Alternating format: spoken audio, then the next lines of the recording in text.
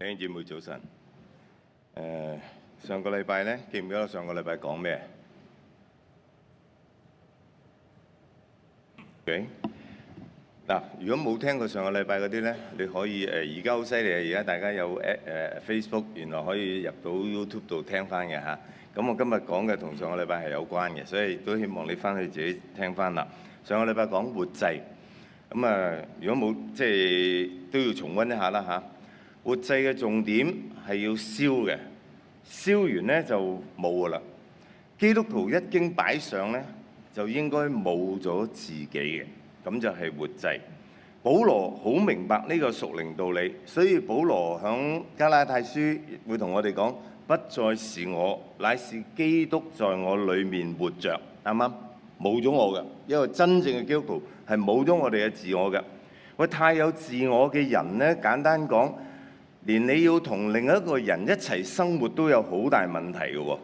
即係我哋接觸好多婚姻問題嘅弟兄姊妹個問題，呢個就係個主因啦，就太有自我。所以你知唔知結婚第一個定義、第一個要義、最重要嘅事就係你同你自己同你嘅自我離婚先。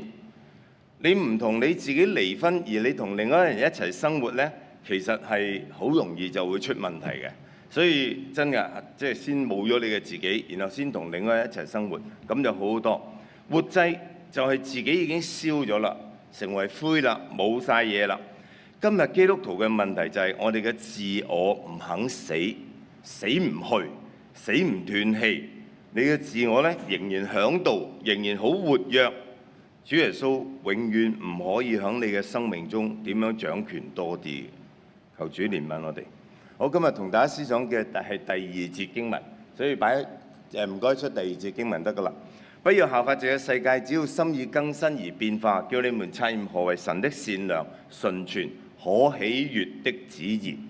咁呢個保羅嘅教導啦，就要我哋察驗神嘅旨意係乜嘢？意思好簡單，就係話讓神嘅旨意咧參與喺我哋每一個人嘅生命裏面，係要喺你整個生命裏面咧。神嘅旨意都喺度掌權嘅。其實呢個好似好深，好似好複雜，但呢個係基督徒基本嘅生活態度。即係我哋唔可以講話我想做乜嘢，我想做乜嘢，而係我哋應該時時要問：係神你想我做乜嘢？今年你想我做啲乜嘢？我呢一生你想我做啲乜嘢？呢個係每個基督徒每個弟兄姊妹你應該時時學習問呢個嘅問題。保羅而家就教緊我哋呢樣嘢啫。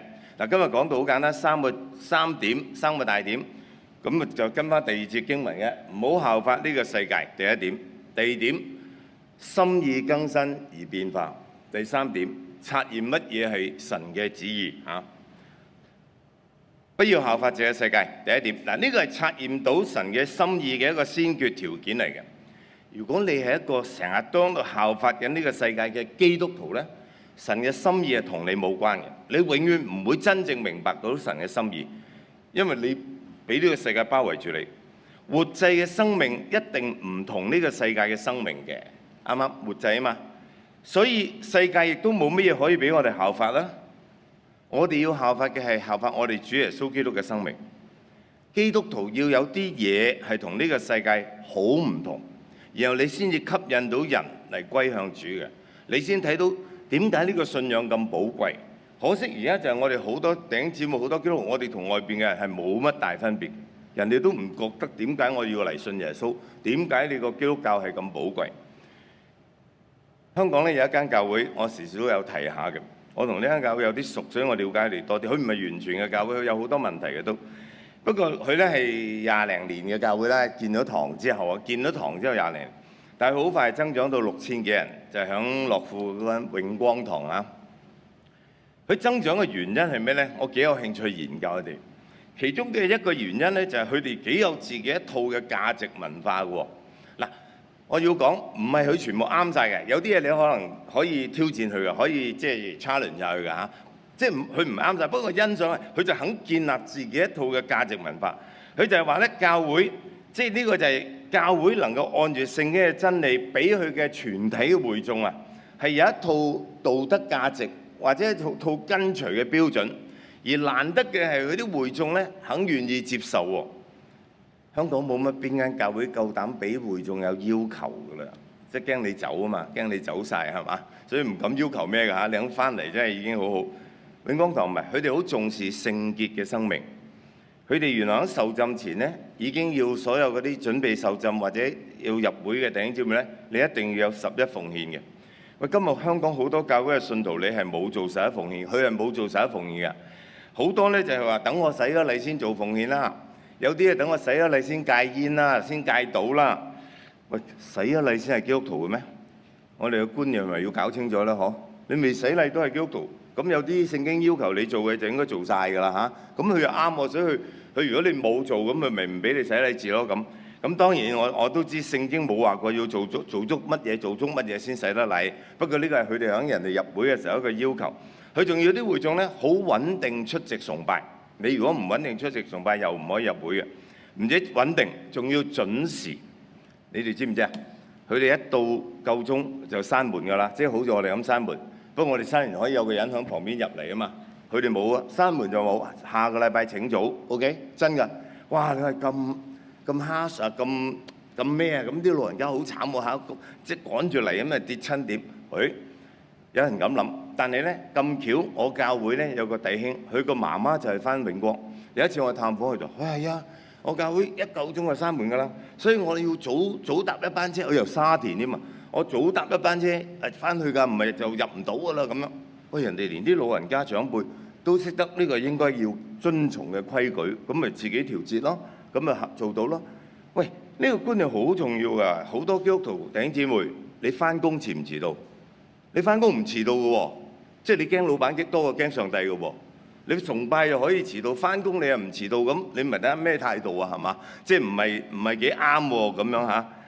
仲有永光就要你未夠18歲唔準拍拖，哇！呢個真係經典啦，我都覺得拍咗拖嗰啲夠18歲嗰啲可以拍拖啦，就唔可以隨便分手。哇！咁咧就分咗手之後咧，就1年內唔準再拍拖咁樣，等你過咗冷河，等你反思幾個先咁樣。咁嗱，而家有啲嘢改變咗唔同，佢係為咗要確保大家對愛情嗰種認真啊，咁係好難得啊！喂，而家呢個世代好隨便啦，啲男女關係，佢哋就要特別強調呢樣嘢。咁佢哋難得佢哋嘅牧師啦、導師啦、職員啦、會友啦，都好堅持呢套嘅價值觀。咁而家聽講改一啲啦，就不過只係鼓勵啲中學生唔可以太早拍拖，亦都冇規定分手之後幾耐唔可以拍拖。佢有間分堂仲搞笑，佢有間分堂喺大埔。佢哋一拍拖就要戴戒指立約喎，我話唔係嘛咁。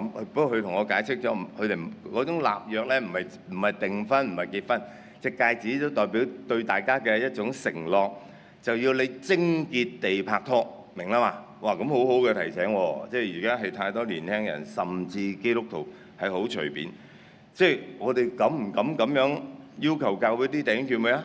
我覺得你咁我都佩服你，因為你會驚哇好多人唔翻嚟㗎啦，你咁嚴咁樣嚇，咁但係人哋唔係啊，咪結果都係坐滿人，都係即係幾千人咁樣。呢個教會我欣賞嘅就話能夠建立一個同世界唔同嘅價值觀啊！神正係要我哋建立一個咁樣嘅羣體，係呢個同呢個世界咧係唔同嘅，嗰種叫做抗衡文化。主耶穌係俾我哋有一個抗衡文化。你如果細心睇下主耶穌，佢好多教導係佢同佢當時嗰啲法利賽人，同佢當時嗰個社會係截然不同嘅，係唔受人歡迎嘅有啲嘢。但係呢個就叫抗衡文化，係從上帝而嚟嘅。大家都應該知道，近代西方好多教會就係淨係想用認同呢個世界嘅文化啦、道德標準啦嚟討好人。佢就驚人唔入教堂啊，於是我哋將啲要求降低，將啲標準降低，等人哋認為我哋好接納性嘅、好包容性，就會中意咧嚟我哋嘅教會啦咁。所以佢哋點啊？贊成墮胎啦，同意離婚啦，接受同性戀啦，即係女同性戀、男同性戀、雙性戀、同性婚姻。跨性別嘅嗰啲嘅，即係你話我係男人，你就可以入男廁；你話我係女人，你可以入女廁嗰啲啦嚇。即係而家美國咁，我如果知嘅就知道呢個叫 LGBT 係嘛？即係你唔知就自己上 Google 揾下 LGBT，佢會解釋得好清楚。基督徒可唔可以認同呢種咁嘅標準同呢種文化咧？可唔可以支持呢？可能按我哋好前衛嘅弟兄姊妹，你話可以，點解唔得啊？人哋自由啊嘛。但按保羅俾我哋嘅意思 ，sorry，no way，唔可以。基督徒有基督徒嘅標準同埋立場，有聖經嘅原則。結果美國好多教會就係以為咁樣會多啲人參加教會，但係結果係點？教會越嚟越衰落啦，係嘛？好多教會要關門啦，冇人再嚟你教會。你有咩優點俾我呢？你同我係一樣嘅，點解我要嚟接受你嗰套呢？咁，所以教會需要有一個抗衡文化嘅勇氣。基督徒應該係咁噶。你話咁好唔自由啊？係啊，對，啱啊。活祭燒咗，連自己都冇埋㗎，係冇，從來冇同你講自由。基督徒從來冇話完全有自由，我哋喺自由中嘅不自由，不自由中嘅自由，啱嗎？基督徒唔係淨係做我哋中意做嘅嘢，更加唔係做呢個世界嘅人中意你做嘅嘢。呢個請你留心聖經裡面嘅真理。而家呢個世界好鼓吹暴力㗎，咁你係咪亦都以暴易暴啊？你睇下香港，你哋有睇香港新聞啦都嗬？結果兩個女人有一個俾人踩咗一腳，跟住就可以打交，跟住打死咗個咁樣。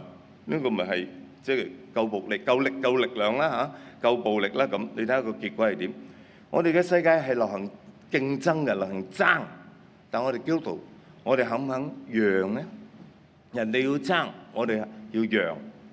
呢個係聖經教我哋嘅一個文化。世人好選擇好自私嘅，你啲同事你明啦嗬？你睇你啲同事知啊，你睇你出面啲人知啊，個個都係好自私，達到自己嘅利益。但我哋肯唔肯自我犧牲呢？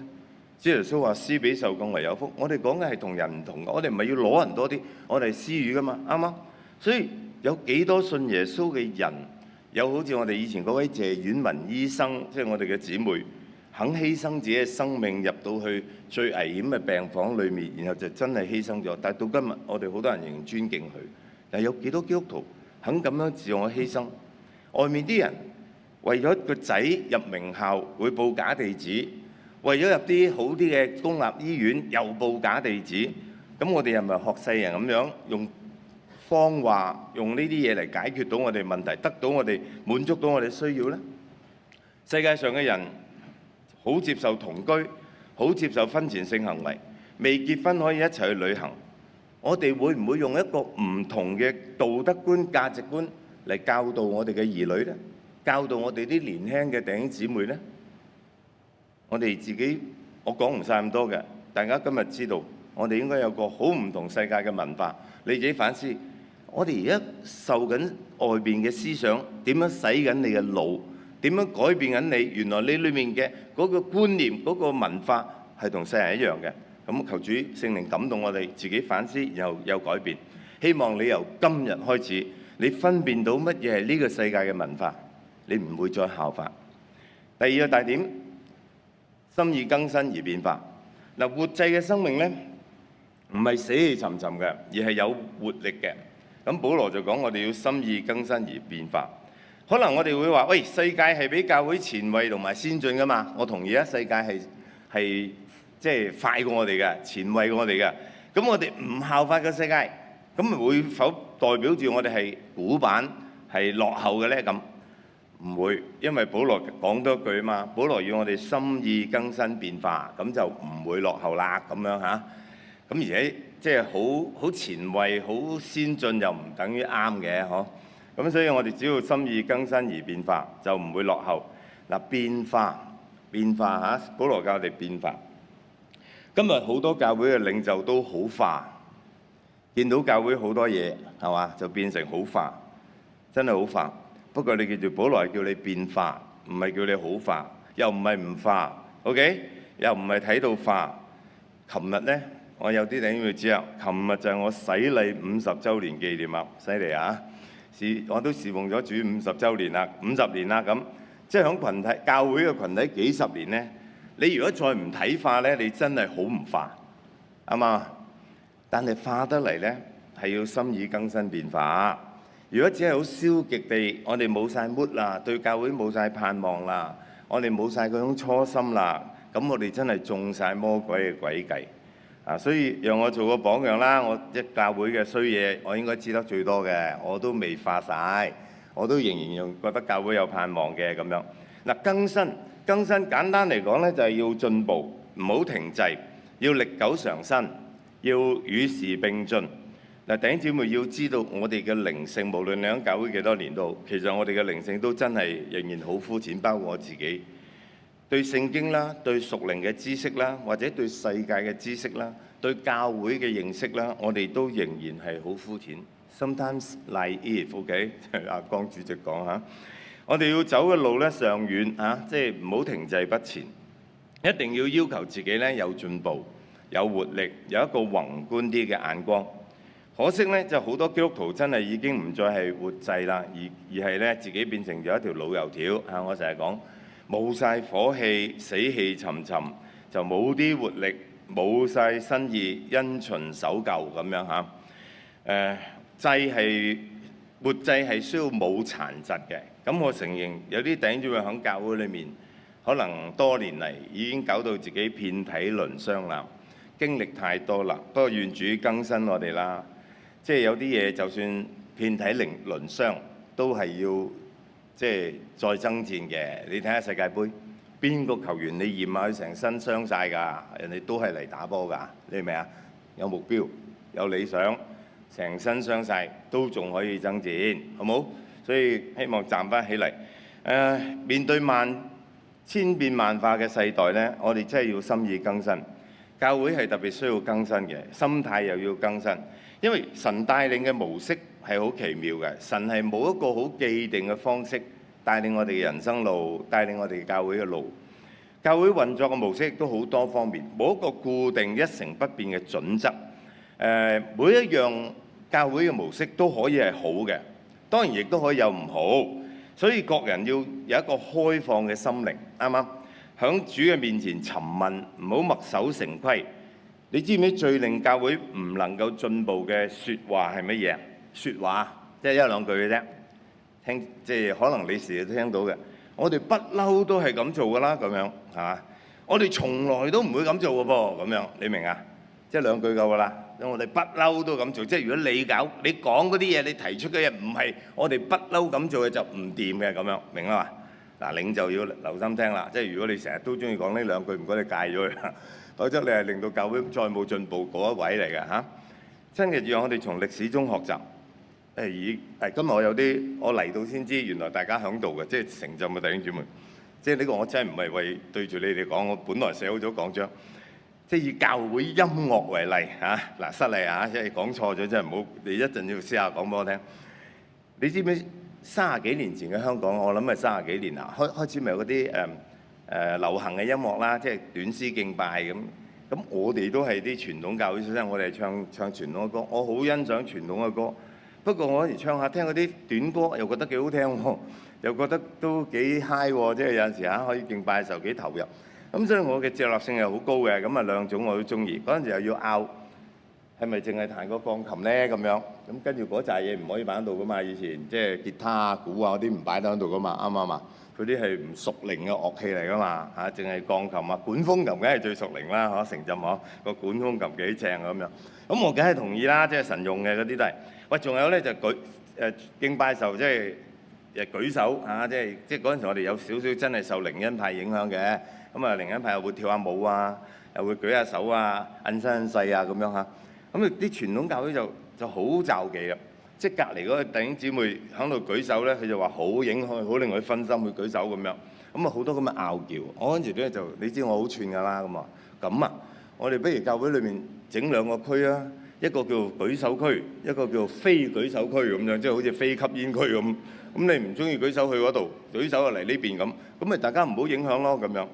唉，有陣時真係，其實如果你真係投入敬拜咧，我哋敬拜要咩啊？不見一人，只見耶穌。點會見到人隻手啊？你專心去睇住神，你就乜都唔影響啦。有陣時所以我又唔係好驚啲人舉手，反而我覺得嗰啲垂直敬拜反而要小心。咩叫垂直敬拜咧？咪由頭到尾企喺度唔喐嗰啲，咪垂直敬拜咯。我話你小心人格分裂喎。明明嗰隻歌好 high 㗎啦，大家哇喂讚美神啊，好勁啊，神好偉大啊，神好榮耀啊，咁好 high 好開心，啲啲節奏好 high，你仲係咁樣唔喐咁樣喺度唱，即係手又唔會拍咁嚇。咁啊即係人格分裂。我哋基督徒好多時人格分裂嘅嚇，明明講緊唱緊啲好開心嘅嘢，你就好似安息禮拜咁唱法咁，咁就唔得嘅。我係啦，嗱，其實我哋嗰個年代又係，冇從歷史裏面學習，唔睇多啲書。你知唔知其實到100多200年前啊，甚至到600年前、500年前，甚至去到馬丁路德嘅年代，呢啲事都出現過，就係嗰啲現代音樂同傳統音樂之爭。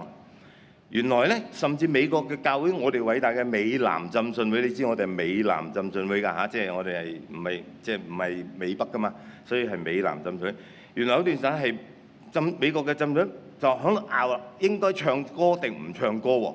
唱詩喎，即係佢哋認為係嗰啲酒館先唱歌嘅啫。我哋教會好神聖、好嚴肅，做乜唱歌咁樣？咁唔知係咪講嗰啲又係啲輕鬆啲嘅歌啦，定係點啊？即係就唔呢個係唔得嘅，呢個係俗世嘅行為，即係唱歌啊、唱詩啊。馬丁路德好出名嗰隻歌《堅固保障》係嘛？真相是我堅固保障嗰隻，原來曾經被批評話係借用當時嘅流行歌曲嘅改編嘅、改寫嘅，就即係好似我哋揾首時代曲改編咗聖詩咁啦，又俾人批評嘅。約翰衛斯理有啲歌都俾人批評。最大件事就係原來連我哋首平安夜，原來以前都係揾啲世俗嘅歌嚟改寫嘅，於是就被批評話低俗鄙陋、欠缺情操咁樣喎。平安夜啊，俾人咁鬧。但上帝用，結果呢啲都過去啦。到今日，全世界任何嘅教會聖誕節嘅時候，點都會唱下平安夜，嗬。馬丁路德首堅固保障都好激勵我哋嘅生命。好多嘢以前爭一輪，到今日又唔爭啦。你睇而家呢啲鼓啊咩，好多教會都擺㗎啦，嗬，即係冇學以前話完全唔喐得咁樣，唔用得咁樣。咁啊，但係有陣時教會又好得意嘅，一個潮流一個潮流，到今日又爭討論下其他嘢咁樣啦嚇。其實對我嚟講咧，即係開放就係咁啦。無論咩詩歌、咩樂器、咩敬拜模式，只要能夠造就到弟兄姊妹，仲有冇違反聖經嘅真理，就可以用啦，係嘛？希望我都話我嘅屬靈生命係俾好多傳統嘅生命聖詩啊、傳統嗰啲嘅青年聖歌啊去造就嘅。然後後來呢10零20年，我又好中意嗰啲短詩，我亦都俾嗰啲詩歌去建立我嘅生命嘅。嗰樣係中性嘅嘢，希望我哋唔會話好執着啦。心靈要好似降落傘，咩降落傘做咩㗎？你響架飛機跳出嚟嗰啲降落傘，你跳咗出嚟個降落傘最緊要乜嘢啊？最緊要開啊，大佬，係嘛？你唔打開個降落傘，你就跌死㗎啦！真係你做人嘅心靈唔打開、唔開放，你都好弊。又唔好似以前嗰啲燈泡，知唔知咩燈泡啊？而家好少用燈泡咯。以前嗰啲燈泡咧，即係一個燈泡咁啦嚇，就裏面咧，你知唔知個燈泡裏面當然有啲嘢啦，但係裏面係真空㗎，即係冇空氣㗎。咁即係有人咁話，即係個心靈好似燈泡，因為裏面真空，即係你冇料到嘅裏面，但係你又擺唔到入去嘅喎，你明啊？你唔可以擺到啲入個燈泡度㗎，因為密封㗎嘛。所以心靈就要唔好似降落傘，要打開，就唔好好似燈泡咁。大家反省下你嘅心靈係邊樣啊？嚇，好嘛？希望我哋都能夠面對教會中爭議嘅事，好多時呢，我哋其實係好根據自己喜歡或者唔喜歡嘅嘢嚟拗嘅啫。而唔係因為聖經嘅真理，活祭嘅生命正正係冇咗我哋自己嘛。如果我哋冇咗以自己為中心嘅生命，有乜嘢係要堅持自己嗰啲喜好嘅嘢呢？就係主如果佢合乎聖經，我就支持；佢唔合乎聖經，我當然可以反對。但係就唔係以我為中心去講支持定反對，亦都唔係以世界嘅模式為一個取向嘅生命。第3個重點。察驗何為神嘅旨意？神嘅旨意咧係咪容易明白嘅呢？有啲人以為好易，講個 talk 就可以明白咩係神嘅旨意咧。唔好意思，飲啲水先。我飲水唔係表演啊。黃子華就話去飲水去表演，我唔係嚇，真係需要飲水。咁咧，如果講個 talk 就可以明白神嘅旨意咁簡單呢，保羅就唔使叫我哋要察驗啦。嗰個察驗，你唔使揾咩原文，揾咩都覺得係一個好認真嘅字，即係要好好地去檢視，好好地去知道呢個係咪神嘅旨意。嗱，神嘅旨意咧好多時唔係照我哋所想像，所以要察驗。神嘅旨意咧好多時係超越常規嘅。我哋話用一句大家明嘅説話就係不按牌理出牌嘅神可唔可以啊？可以。你喺聖經裏面睇到佢有陣時有啲嘢係不按牌理出牌，一陣會講。所以要察驗，心靈太死板嘅人咧係唔會明白神嘅心意嘅。心靈太封閉、太守舊嘅人亦都唔會明白神嘅心意。心靈充滿住罪惡嘅人咧，又唔會明白神嘅心意。心靈太顧念自己嘅事嘅人咧，亦都好難明白神嘅心意。靈性唔好嘅人，你更加唔會明白神嘅心意。嗱，所謂靈性唔好，就即係你同上帝嘅關係唔好。搞清楚嚇！你知唔知聖經裏面講過一句説話？神自己講啊，亞伯拉罕係我嘅朋友，我冇嘢瞞住亞伯拉罕。就係亞伯拉罕同上帝嘅關係原來好好，神就話我冇嘢瞞住亞伯拉罕嘅。你哋係咪神嘅朋友啊？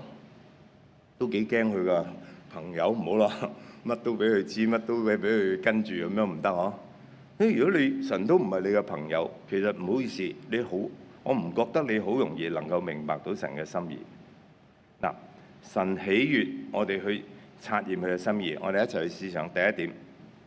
神喜悅我哋去察驗佢嘅心意，所以我哋要察驗。即係你唔好問點解要察驗神嘅心意，就好簡單，就神喜悅我哋要明佢嘅心意。所以以弗所書5章15節嗰度講咧，不要作糊塗人，要明白主嘅旨意如何。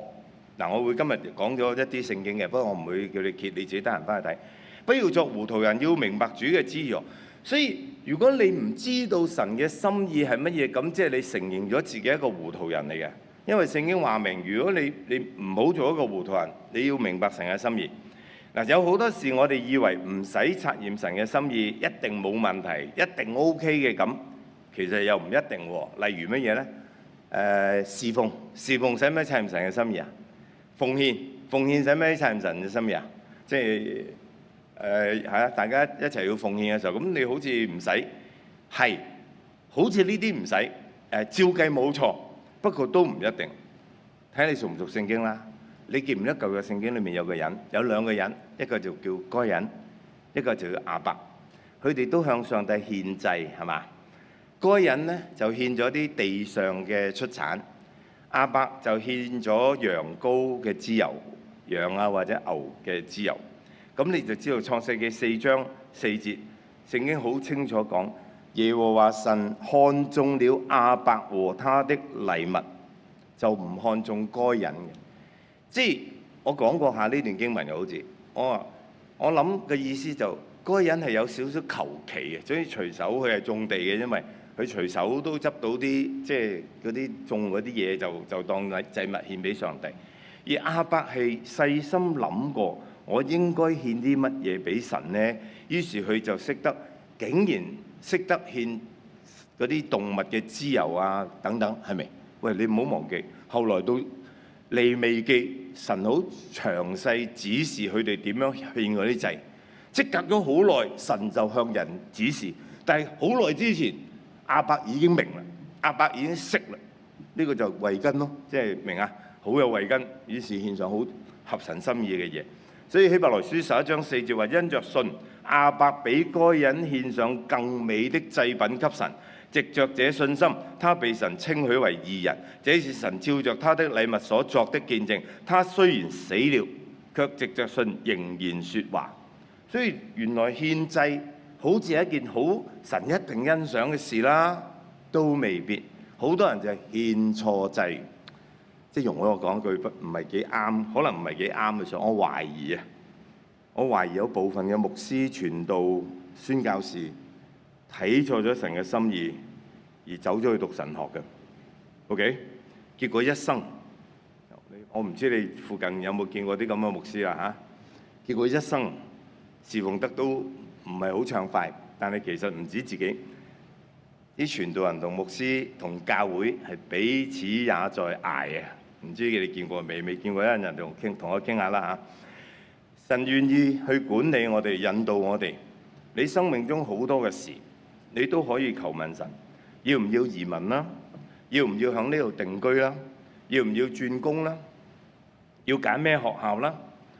你遇到啲好唔順利嘅、好坎坷嘅、好大嘅難處嘅時候，都可以求問神。點解神你要我遇到啦？點解你要將嗰個人喺我身邊帶走啦？點解你要我遇上啲咁嘅事啦？點解我嘅病仲未好返啦？點解我仲未遇到我想遇到、想見嘅人、想要嘅人啦？好多點解，人生裏面應該係好多點解嘅，好正常。都要察驗，而唔係淨係你自己去俾答案，唔係你自己可以揾到答案。如果你肯去神面前察驗咧，我相信你會揾到答案。所以每一件事都要察驗，而且咧係要你自己嚟察驗。有陣時喺教會裏面，有啲弟兄姊妹走嚟，牧師啊，我呢件事我應該點做啊？神嘅心意係點啊？喂，你唔好嚟向我問，即係你神對你嘅旨意係點？神對你嘅旨意係只有你自己同佢嚟問，然後佢先會直接講到俾你聽嘅，唔會透過我嚟俾你答案嘅。所以係一定要你自己去察驗。求主幫助我哋。第二點，神嘅旨意同我哋嘅想當然可能係唔同嘅喎，所以我哋要察驗。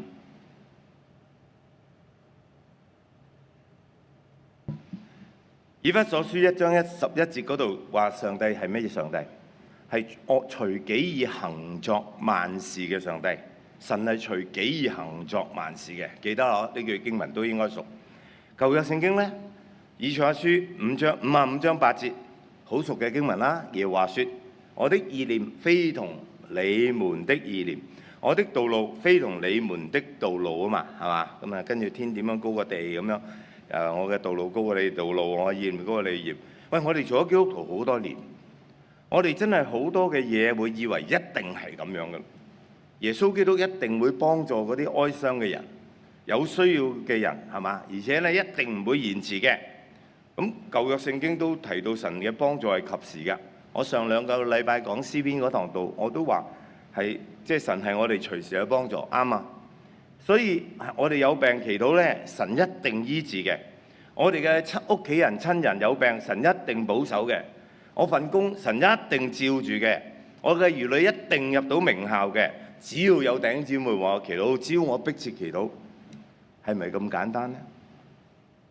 點解拉撒路死咗，主耶穌要4日之後先去到墳墓嘅面前呢？浪費咗佢哋4日嘅眼淚，點解？保羅話：我身上有根刺，我求咗主3次都冇離開我。以色列亡國，祈禱咗1000幾年都未復國，點解呢？有一段好有趣嘅事，《使徒行傳》16章6節咧，保羅嗰度路加醫生講話，因為聖靈禁止他們在亞細亞講道，他們就經過弗呂家、加拉太一帶，到了美西亞的邊界。他們想要往比推尼去，耶穌的靈卻不許。喂，講道去宣教，神嘅靈禁止唔俾去，聖靈禁止他們響亞西亞講道，明啦嘛？